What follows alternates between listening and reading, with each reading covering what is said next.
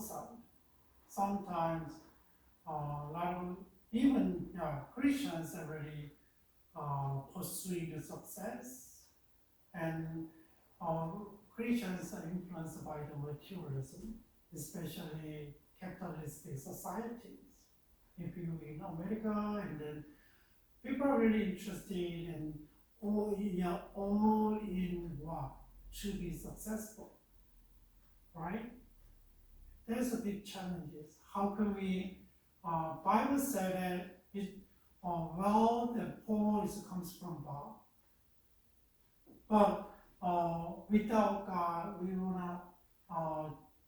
wanna achieve something, and so show that my life is very successful by what? By proving what?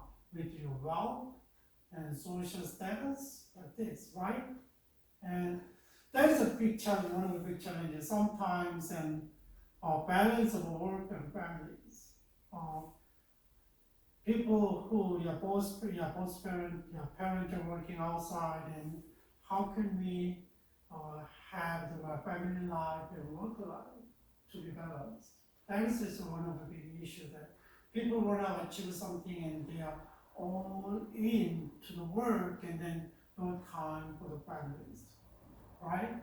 Maybe if you, the Korean society, and then you can see that how many times they spend times on for work, and so how can we get balance, family and work? That is one of the issues. And what about another issue? Is a negative media influence. It's not for Christians, right? There's a lot of issues nowadays going on, and then always what media is projecting, and what is a kind of project, what is it trying to formulate in this society. But it's not always positive to Christianity. Sometimes because of business, and sometimes and differences, and a lot of there's a lack of communication. Sometimes I don't know, people don't know how to communicate, and that's why there's a big issues in family problems, especially immigrant society between the first generation parents and second generation children. And second generation children like my kids, and they born here and grew up here, and then they little know about Korean cultures, but they're mainly influenced by the American societies. But when they jump into American society, and then actually they don't know much about the American society. And I traveled with my older daughters, and she born here, grew up here, and she's working now, and then she's really curious about other countries' culture, especially Korean cultures, and she wants to know, and she is really happy. And whatever she sees, really happy and enjoys. And even though we drive away, we are driving kind of the rural side, and she can see the mountain. Wow, mountain is so beautiful. But to me, it's not that like feeling. I don't have that one. But anyway, so culture is different, and primary language is different, and that's why it's hard to communicate, right? Especially in immigrant societies. What about financial pressures? And nowadays the economy is not good, right? How the Dow Jones is plummeting right now, and plummeting now, and then it's a lot of pressures. How much people are spending, and how much society developing in for the convenience. And they have to work hard to meet their needs. That's why work hard, but still there is a lot of sometimes we cannot meet. And so about 70% of the divorce, cause of divorce is financial issues. That's one of the challenges. What about lack of discipline? Just think about postmodernism. They don't discipline themselves and then what? Because I like it, that's why I'm doing. They don't consider about others. It's really hard for the Christian communities and families. Because I like it, but they don't, it's not really self-centered and selfishness, and they don't think about others. What about father figure? And society is like really projecting the homosexualities. And there's no father figure. And then what about divorce? And kids are growing with the single moms a lot, single parents. And father and mother figure. How busy we are, right? Busyness. And talk about divorce and anti-Christian cultures. That's a lot of challenges from outside, especially for Christians. How do you deal with all these issues, challenges? It's not easy, right?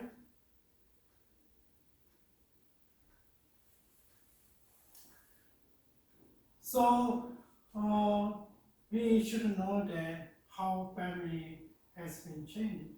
The belief is changing, the attitude is changing, the values changing. Just think about, I don't know, maybe you guys don't know about if you are in like a 30, 40s, maybe you can see how nowadays generation, your children's generation different from you, and then just think about how many people they don't believe anymore God, and how many people turn around from the traditional values like that. Keep changing and changing according along with the societal change, right? And nowadays, the values, one of the examples is the values. We really focus on the togetherness. Kind of my generations. Like that's why we use a lot of word we. Even though I in America I really focus on and I'm doing something, but in Korean culture it's we. But when nowadays it's a Korean culture still they use that one, but still really goes to individualistic more than before. Their eating is changes like this. So we gotta know that we as families are changing in beliefs and attitudes and values. So how can we build a family together? Especially just think about this is a big things for the church education. How can we build up the family? And then how can we raise our children to continue to live in faith? So there is nowadays a lot of new ministry came out. So like around 10 years ago, I was interested in family ministry because I look into the immigrant families while I was studying psychology, ecology, and why I was doing the ministry at churches, right? And that's why, okay, let's build a family. That's why they really focus on parents is really important. And these 6 families are based on the what? Shema and Deuteronomy chapter 6, 1 to 10. And what about Orange ministry is that how can we usually ministries, church ministries really focus on church, not the family, but they nowadays, and then they think about church, they think about home together, and then they yellow and red and put together and create orange. How can we build together, right? So nowadays, and each ministry is really important. So here is one of the examples that I use, and then at the time I was interested in the family ministry, and then those thesis families came out, and then later on the hands-on base for families, and then there's a devotional stuff that's coming out. So sometimes I use this one, and then I was doing the ministry, and then I recommend the family, okay, set aside time once a week if you can, more than is better. But once a week, and then try to share this Bible. There is a kind of devotions coming out every day, and then you can use it. But one of the problems is that the first generation sometimes cannot speak English, and the materials is not clicked into the first generation, and then but second generation is there is a limitation understanding Koreans, like in Korean, I'm a Korean, right? That's why. But still, try to support families to really focus on God and share their heart and share the visions like that, and try to put family together in God's word. There is a ministry going on, and there's more nowadays, more than before.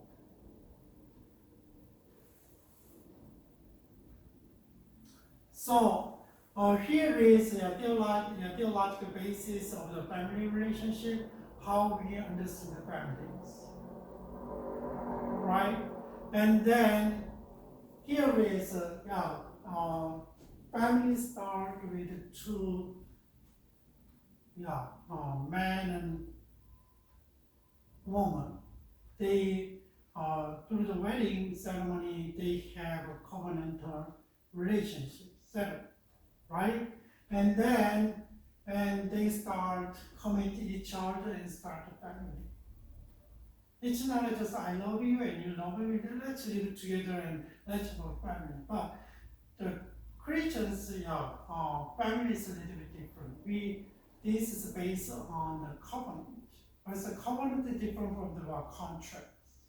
Contract is like both sides, and that's agree, and then one side is kind of break the contract, and then that's it. It's a break. But covenant is like based on the covenant. But it's a commitment. It's not you cannot break. But nowadays, we have a lot of divorce at churches, and the family are coming out broken, and new families are coming out like this. But that is basically based on the covenants, right?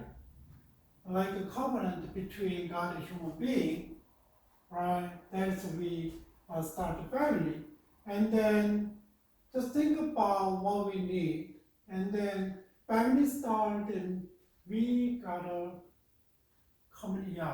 commit to each other. But sometimes we make a lot of mistakes, and sometimes we are different. How can we accept the difference, and how can we support each other? Even though they fail, and sometimes, and relationship doesn't go well, and we're fighting, and then but how can we reconcile? Grace.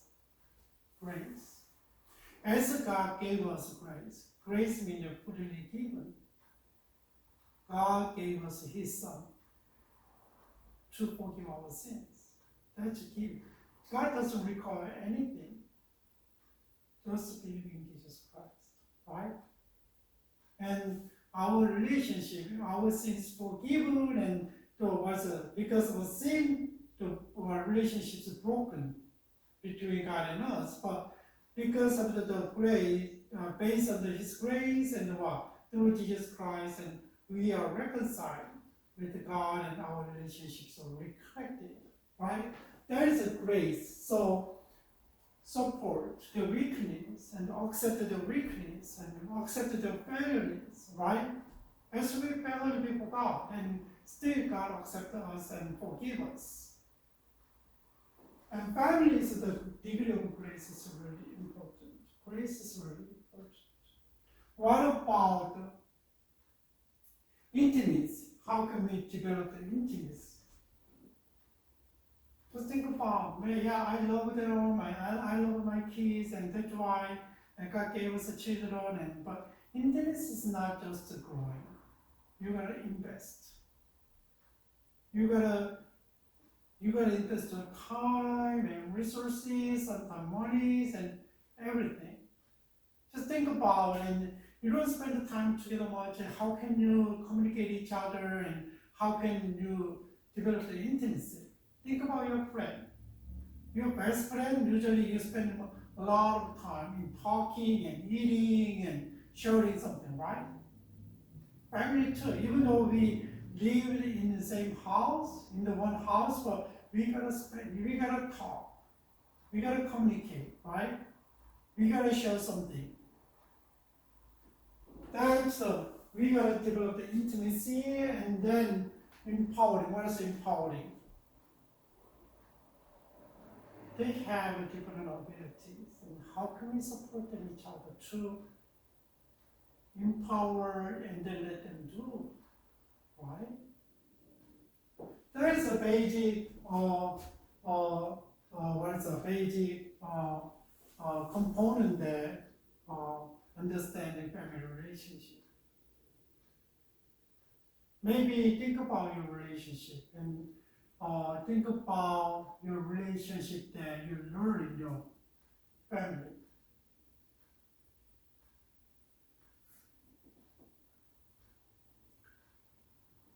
Here is the, if you develop this kind of based on the relationship, and then maybe families are maybe more healthier, and maybe sometimes we call it, it's not a good word, dysfunctional, but we call it dysfunctional. And here is families, and then what about characteristic of the health family and characteristic of dysfunctional families? See, let me read about what is the health families. See individual differences as desirables, as God created each family member unique.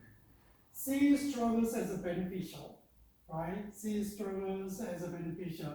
It is through struggle that you grow. And see grief and pain as necessary. Loss that create grief is a part of life and growth. It's not easy, but still. And family needed to walk toward rather than push toward change, right? Together. Togetherness is really important. And each family member receives only what is given with an open hand, and what is given with the strings attached to the refuse, and how you accept each other and open to each other. And love is seen a commitment to whom they are with each other, rather than what they expect the relationship to become. It's a really important thing. So sometimes dysfunctional is always a request. You need to take care of me.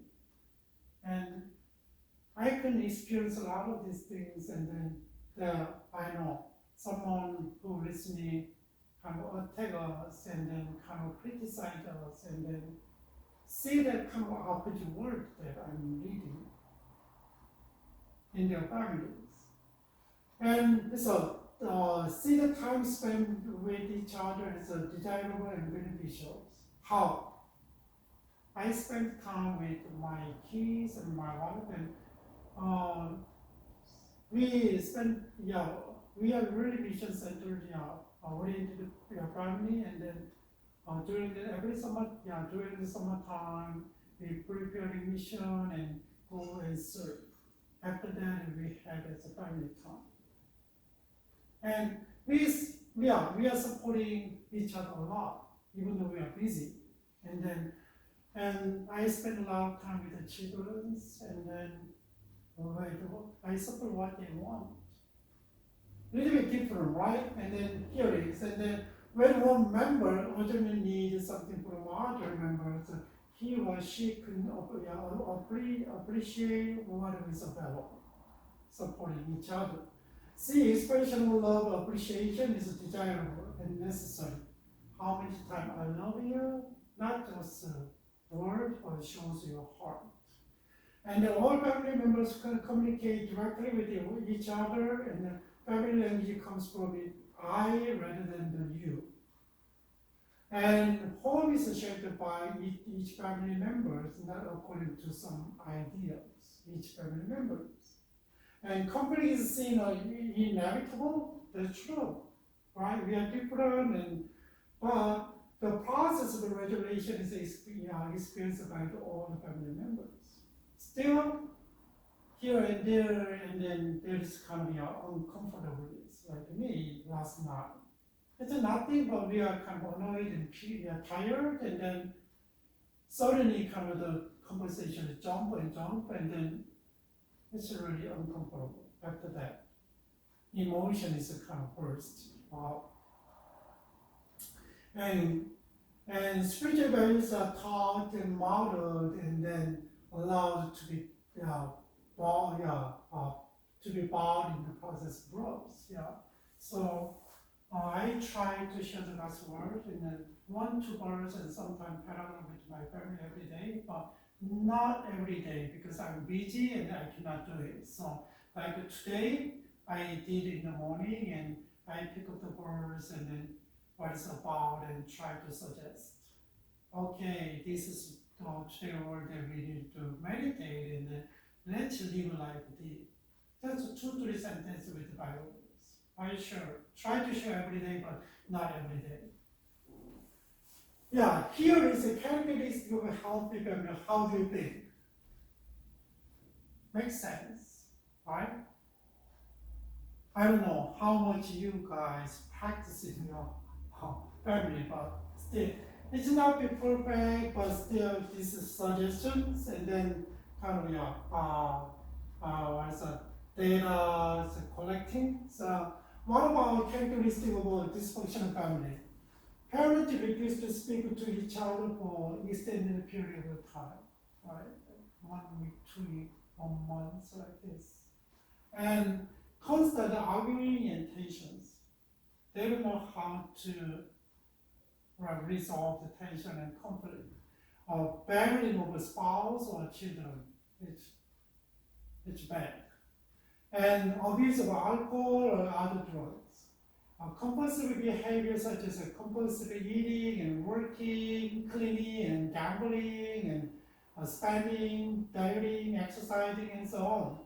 These practices are the addictive behavior. They effectively disrupt and prevent honest contact and intimacy in families.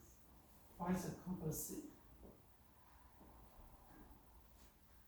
What about inappropriate sexual behavior on the part of the parent toward the children, range from seductiveness to incest?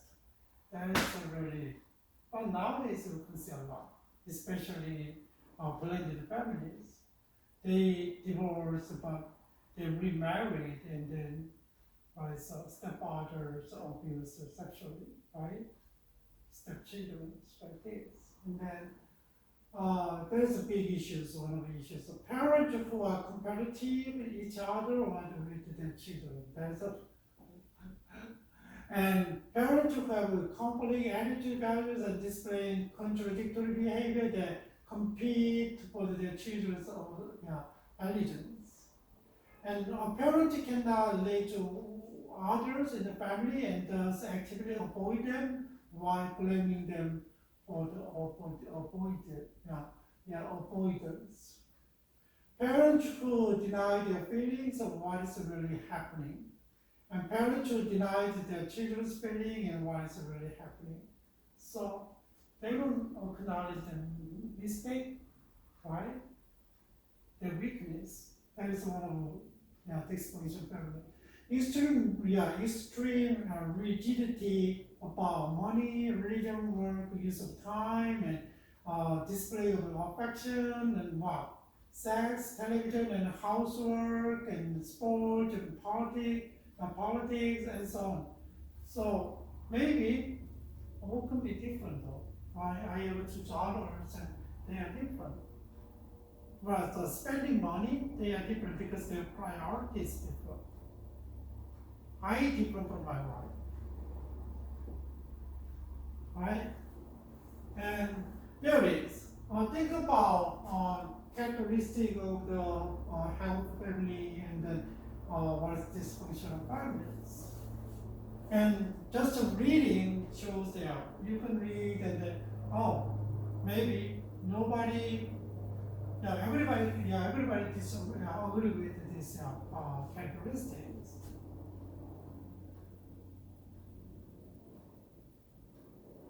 Think about what issues and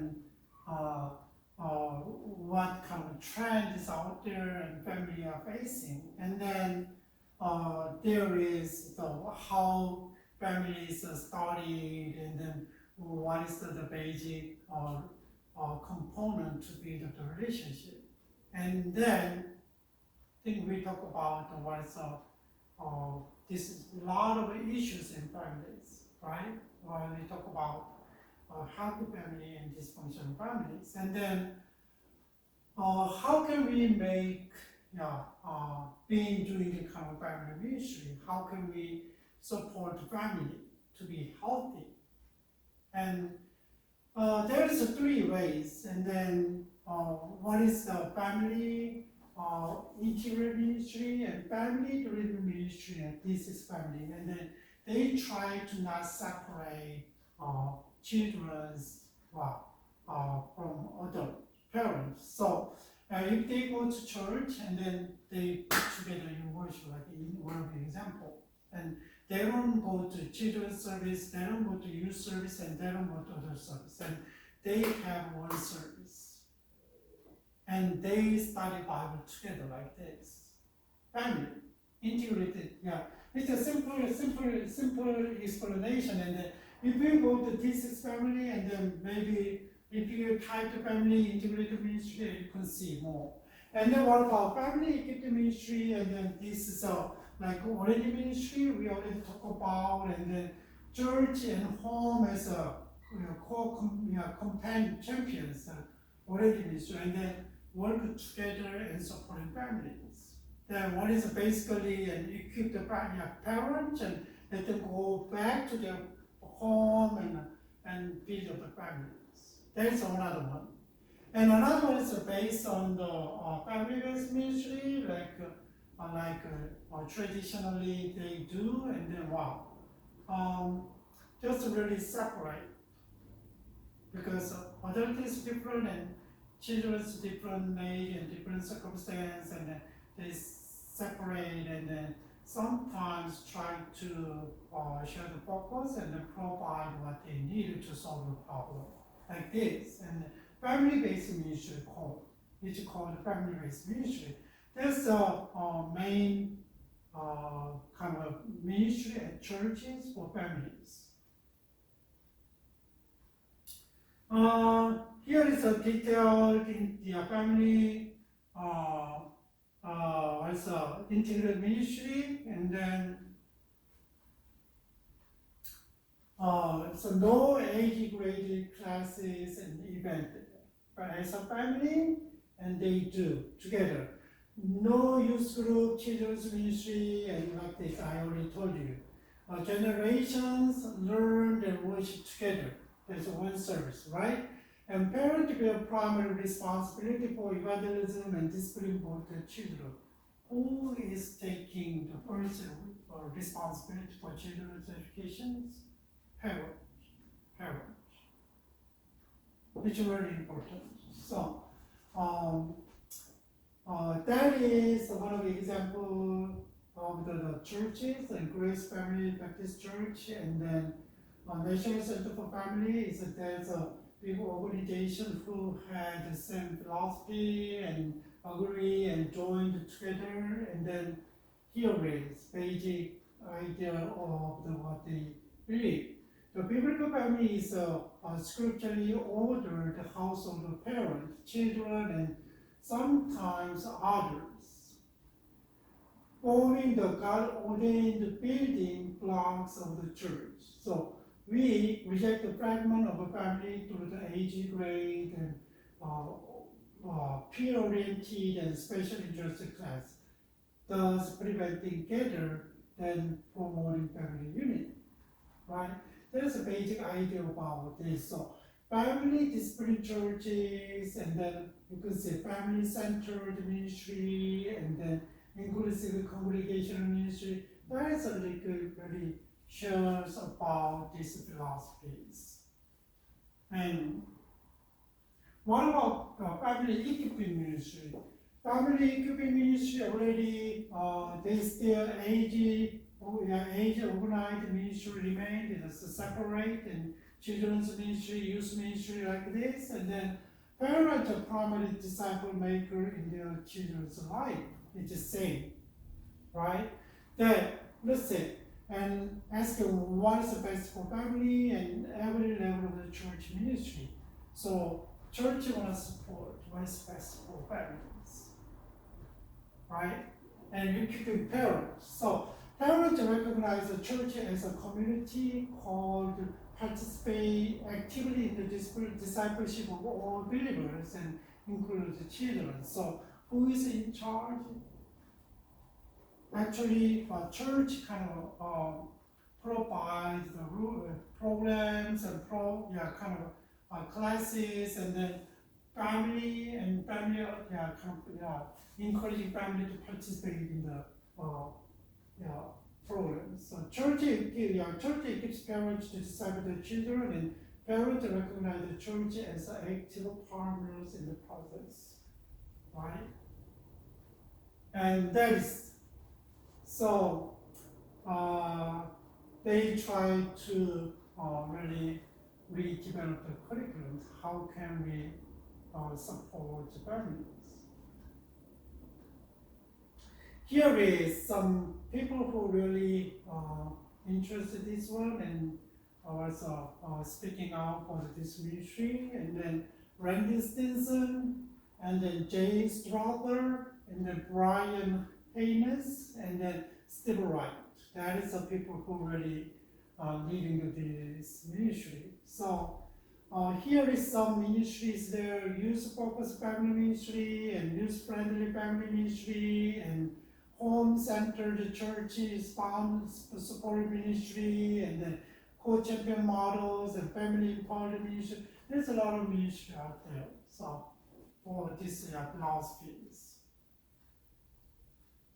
What about the last one, family-based ministry? Family-based family ministry, the church's programmatic structure remains, okay? That is a family ministry is one part of the church programs. And it means that they have other ministry, that's family is one of the ministry. And each separate ministry plans and programs in a way that intentionally draw generations together and then encourage parents to take part in the discipleship of the children and youth. Yeah, that is a kind of encourage, not the set the priority, right? And so this one is like a family-friendly youth ministry, and then family-focused youth ministry, and then based on like this. This is a little ministry they set up. Think about how it's different.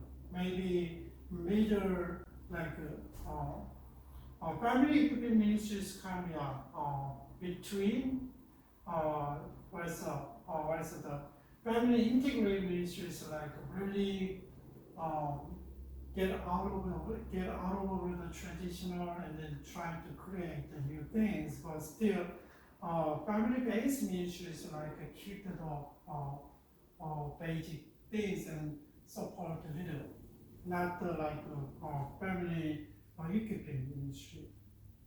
Another ministry, the programmatic ministry. Programmatic ministry is the ministry organized in separated silos with a little consistent intergenerational interactions.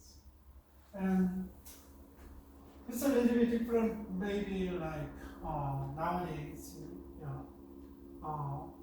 every big church event once a month and have a family worship like this, and then they create a little bit, not consistent, little, but here and there, and then they try to mix together. And family ministry is one of the more program when it exists. That is a kind of program. And the program you may provide the training, innovation, or activity for the families, and then there's a program.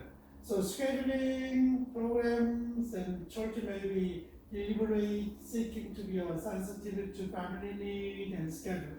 So that's the programmatic is still little bit think about but try to provide seminars and programs, right?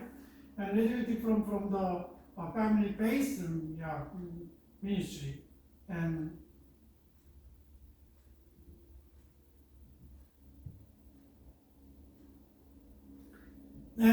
that one is really, it seems like not much responsible, but here is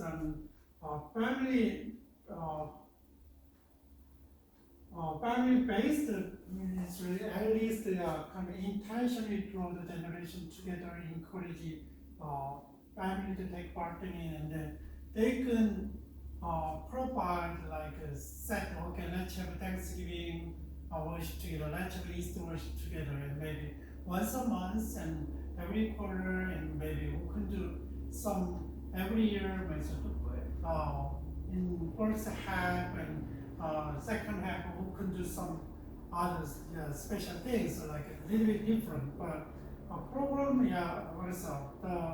programmatic ministry is not consistent, right? Providing depends on the situation. So this one is a little bit therapeutic counseling family ministry, and church-centered home support ministry, and then family service. That is a little bit programmatic ministry out there. Can you see the difference between among this ministry? Maybe it depends on how you think the ritual is best, but still, we're gonna know that here is, and then there's a basic trend of the family ministry, and then gives you more specific idea about how they do it.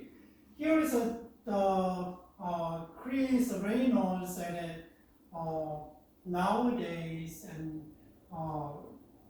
churches and church family ministry has really big challenges. What about the challenges in family ministries? People believe that educators are responsible for the moral, spiritual, and educational formation of the children. Means that people consider that, and then what? They don't talk of, they don't take part in the children's discipleship, right? Always church teachers and school teachers the responsibility for that. But pay attention to the Bible verse. You shall love the Lord your God. This is Shema. And with all your heart, and with all your soul, and with all your might. And these words that I command to you, today you shall be on your heart. You shall teach them diligently to children, shall talk of them when they sit in your house, and when they walk by the way, and when you lie down, and when you rise. You shall bind them as a sign on your hand, and they shall be a what? Broad lines between your eyes, here, right? And you shall write them on the doorposts of your house and on your gates.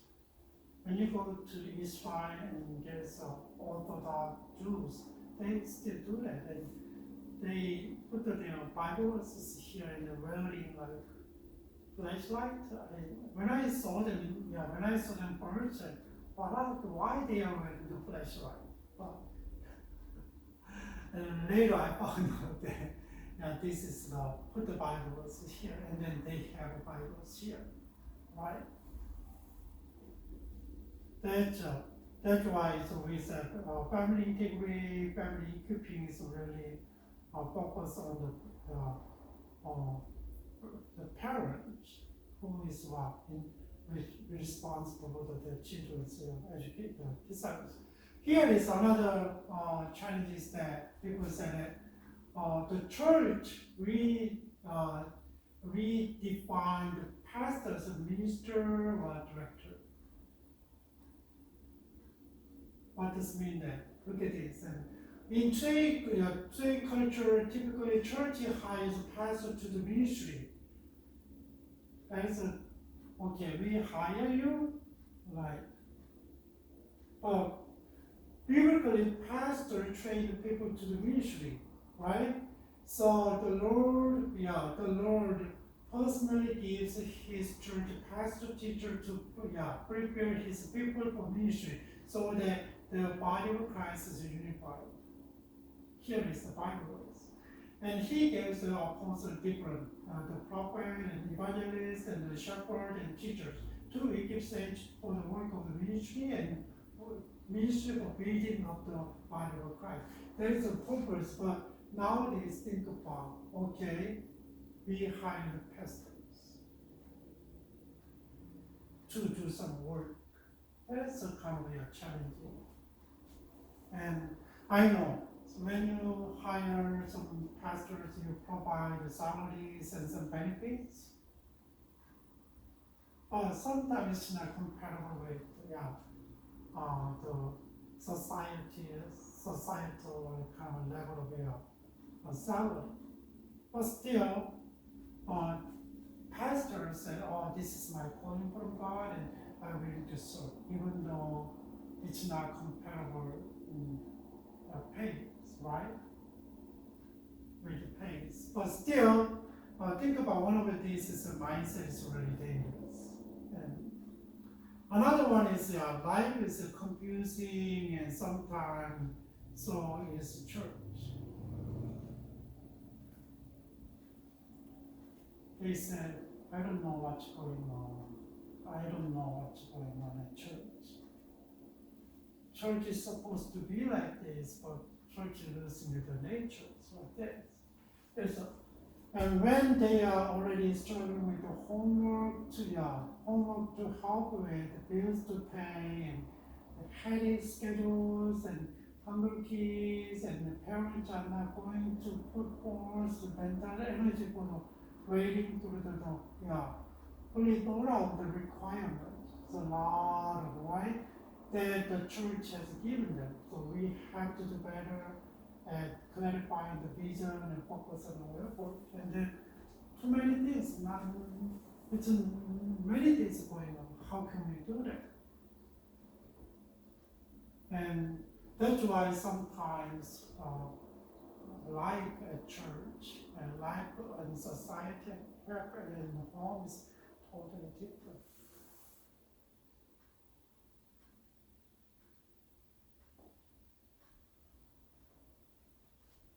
How can we deal with these issues?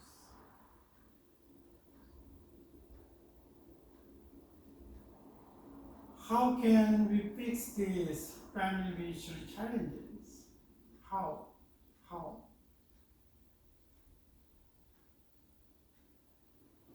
Here is some ideas and teach parents that the means of cultivating Christ into the lives of their children. Parent is responsible for. I don't know whether you guys agree or not, and I agree with that. Parents are responsible for their children's education. So, because the parents first one they can observe. They spend the most time with the parents. I know they go to school and may come back but still, compare with the church, compare with the other people, right? And especially for spiritual activity and spiritual maturity, they consider and they can learn from parents.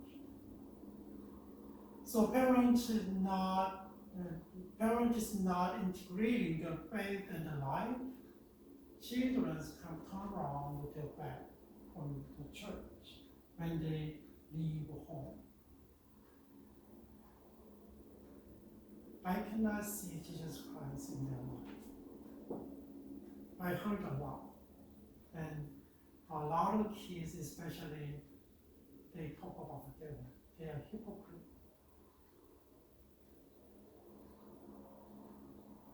So we are parents should show the Jesus Christ to their children. And parents must begin to take ownership of their parental responsibility, right? Before God. There is a teacher, but they didn't say that, okay, teacher can take care of your children's education. Well, Bible said it, you teach them, right? And what about developing method of teaching unique to your environment?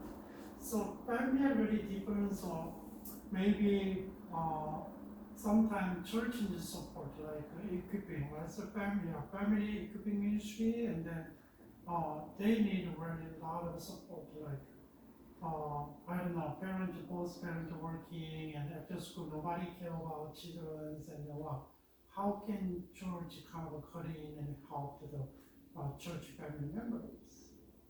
I know that they have to be responsible for their children, but sometimes they cannot do it. How can we support them? Clarify the vision and focus on your effort. And then what's the life, and then what's our goals, and what's our responsibilities, right?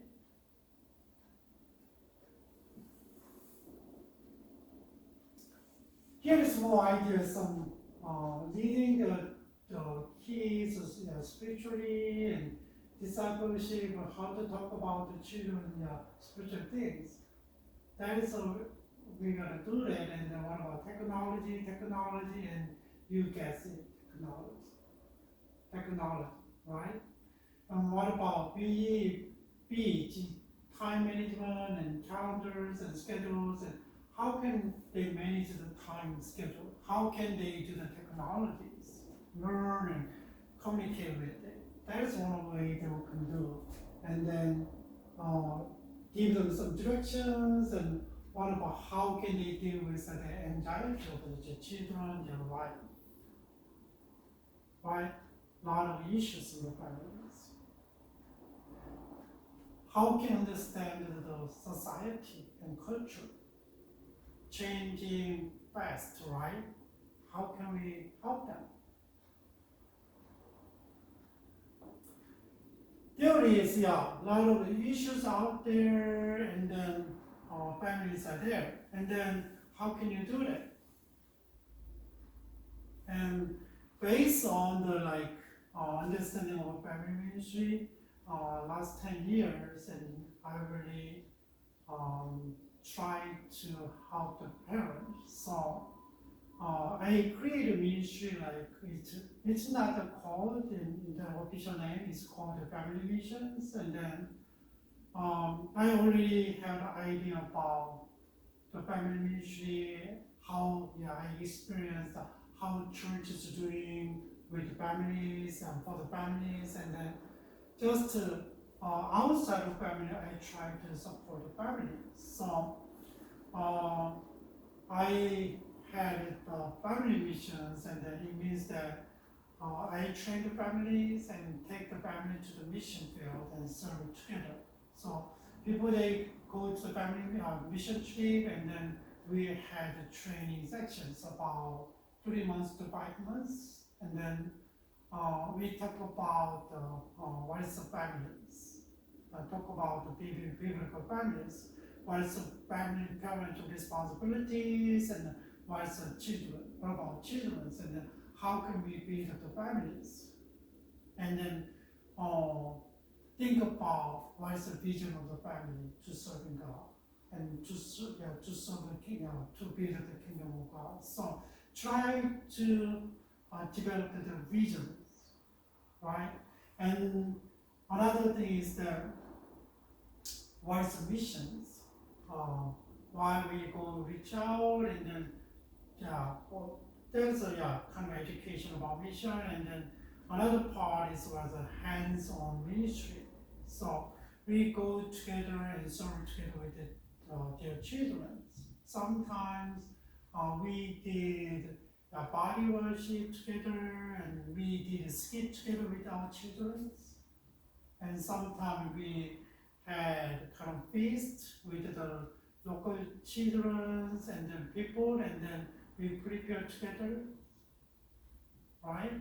And that's usually mission trips takes 10 days, and then I have 2 mission trips, and then one is a monthly mission trip to the Tijuana, Mexico. So the people for the trip is people really wanna go to mission with the family, and then but they don't have enough time. So weekend they make time, so 2 days, Saturday, Sunday, and I took them to the Tijuana, and then we just picked one church, local church, and we became a part of the church for 10 years.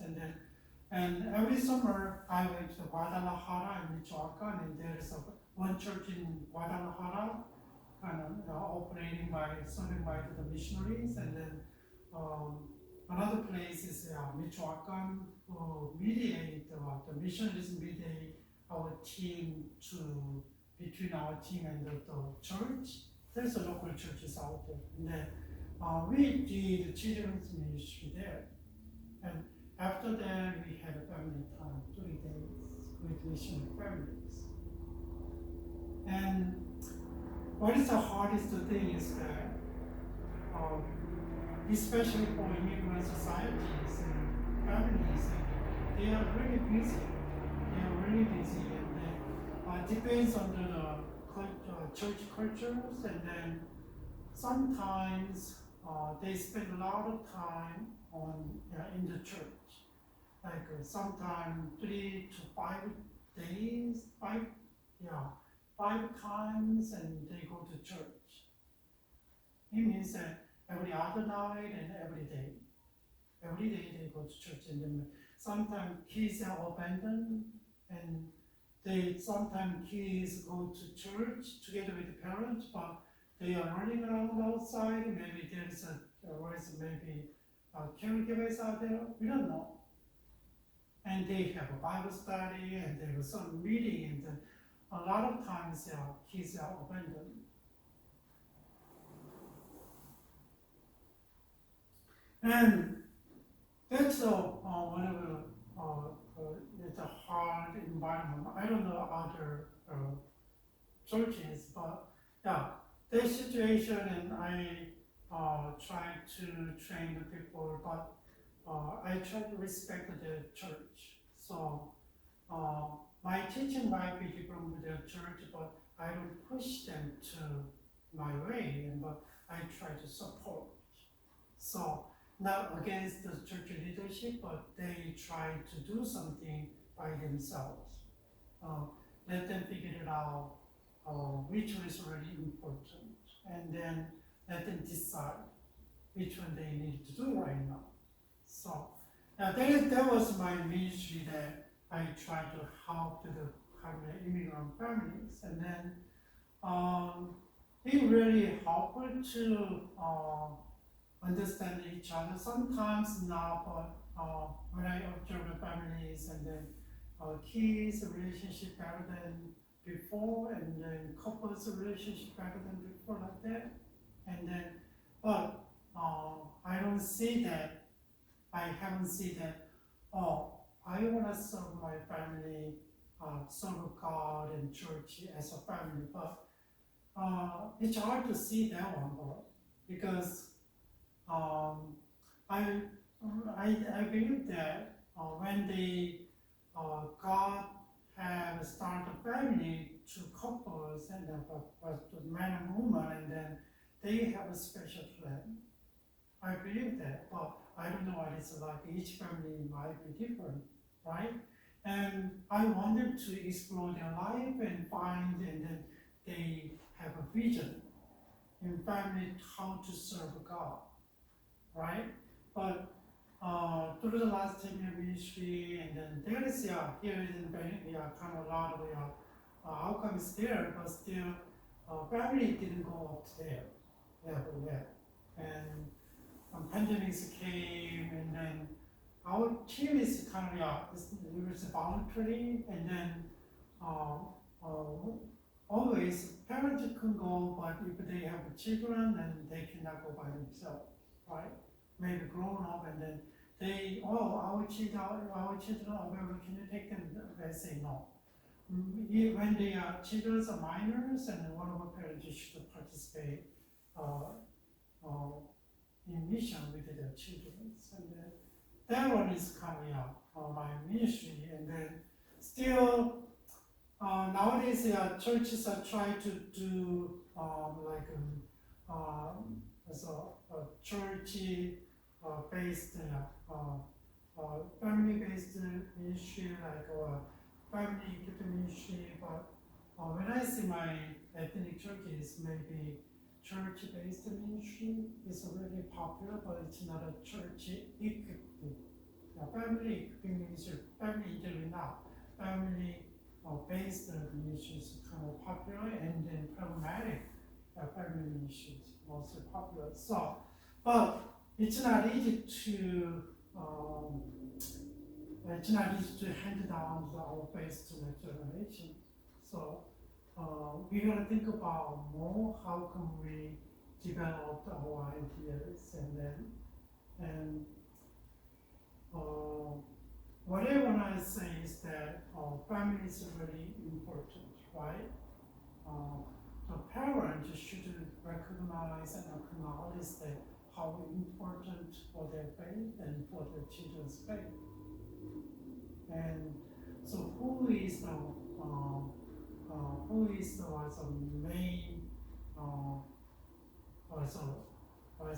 main responsibility for disciplining the children? Are the teachers or parents?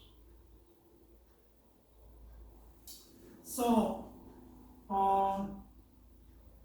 just think about your family and think about your church. But don't blame that it's hard to fix the past, but right now it's really important. And then I met a lot of people who already, the children's grown up and left home, and they didn't go to church, and then they said, yeah, my children's already left and I cannot do anything, they already grown up, they cannot do nothing. But why they was home when they little in junior high school and they stayed home, they went to church, right? And then I asked them, and how you can bring your children back to church? How can you show Jesus Christ to them and move their heart back to church? And you can make the words of faith community in your home. There's another project for the people who are getting older now, and then they already, their children's grown up, but they don't go to church, right? And that is my basic ideas, recommendation that, okay, your children is your children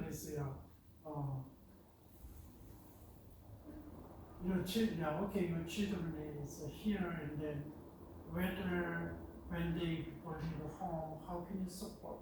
How can you share your faith with your children? And after they leave, after they left home, how can you support your children as partners?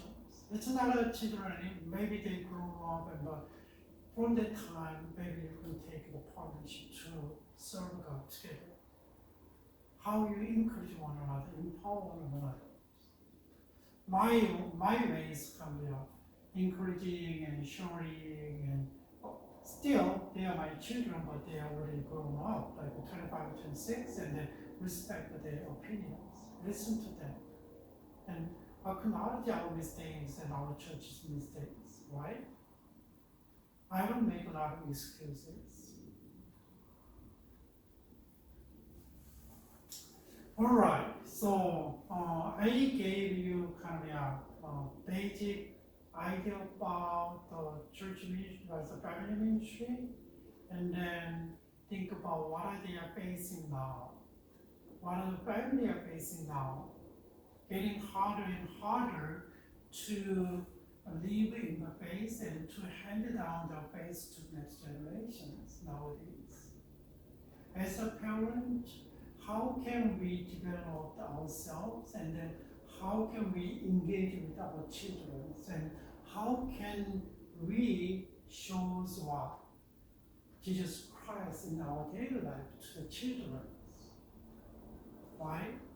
That is a really important for the parents like me, but what about children? They explore a lot of different things, and they sometimes the cultures really overwhelm themselves. Right? I mean our children, and then sometimes there is no discipline. Who's gonna guide them? Who's gonna mentor them? The church community need to work with the parents. Sometimes there is experts out there, but parents is like show basic things, but they need more ideas and insight. They need to get it, right? And so the parents should have more understanding of the current cultures, and then study and learn more about the cultures, right? And that is the basic direction of the family ministry, and we can redefine our situations. Maybe you have more idea and experience and questions about family ministry, and then there is a really really big issues in Christian educations, and sometimes depends on the culture, church culture and ethnic culture, church cultures, and but still we need to find biblical standard, and then we need to understand the reality, and how can we integrate and then lead our family to the way that children and family to the way that God really wants us to live in this on the earth, in this world, right? All right. So thank you for being with me, and so I hope that you guys have some idea about the Christian education. It's a very foundational one, and then try to show you basic how you what you need to do, or you need to know when you implement education at churches, and then what is the most important thing. In my opinion, what is the most important thing in education at churches are family educations, right? And then how can we do that and support your families, and how can help like this? And that's why today I introduced some family ministry, and then because we families are, we are going through a lot of things, right? So easily broke nowadays, more than 50%. So I know it's hard for the church ministry because already family are broken and there's a blended family, and sometimes it's not easy to say about family, but still we gotta know, we know that the kind of really the basic guidance of the biblical families that really God wants us to make. Right, so God bless you guys, and I hope that there's some idea for your futures, families, and then future education. God bless you, and see you maybe next time.